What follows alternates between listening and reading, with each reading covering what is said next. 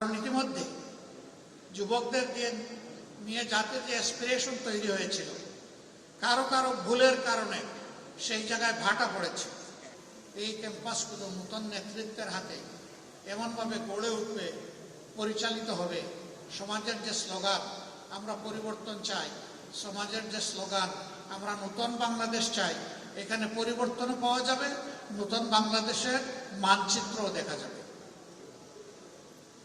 কাজে এই ছাত্র প্রতিনিধি বন্ধু এবং বোনেরা এটা মনে করার কোনো কারণ নেই যে শুধু ক্যাম্পাসের মধ্যে এই দায়িত্ব সীমাবদ্ধ, বরঞ্চ গোটা জাতির স্বপ্ন সারথি।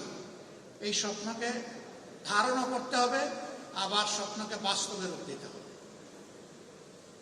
আমাকে লোকেরা আরো জিজ্ঞেস করে আগামীর বাংলাদেশটা কেমন হবে। আমি বলি যে কয়েকটা দিন অপেক্ষা করেন। যেমন হবে ঢাকা বিশ্ববিদ্যালয়, যেমন হবে চট্টগ্রাম বিশ্ববিদ্যালয়, যেমন হবে রাজশাহী বিশ্ববিদ্যালয়, যেমন হবে জাহাঙ্গীরনগর বিশ্ববিদ্যালয়, তেমনই হবে আগামীর বাংলাদেশ ইনশাআল্লাহ। তাহলে বুঝতেই পারছেন আপনাদের উপরে দায়িত্ব কত ভারী। কিন্তু আমি বিশ্বাস করি এই ভারী দায়িত্বের পাহাড় নয়, পর্বত আপনারা ডিঙ্গাতে পারবেন ইনশাআল্লাহ।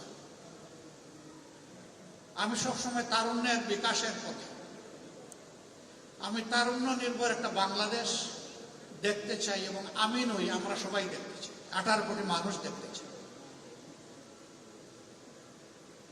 এই তরুণরা আগামীর বাংলাদেশ কিভাবে গড়বে তার রিহার্সাল হচ্ছে এখনকার ছাত্র সংসদের মাধ্যমে।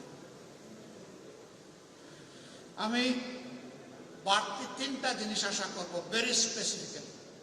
নাম্বার 1, প্রত্যেকটা বিশ্ববিদ্যালয়কে সেন্টার অফ একাডেমিক এক্সিলেন্স হিসেবে গড়ে তোলার জন্য ফার্স্ট প্রায়োরিটি হওয়া উচিত এই ছাত্র সংসদ।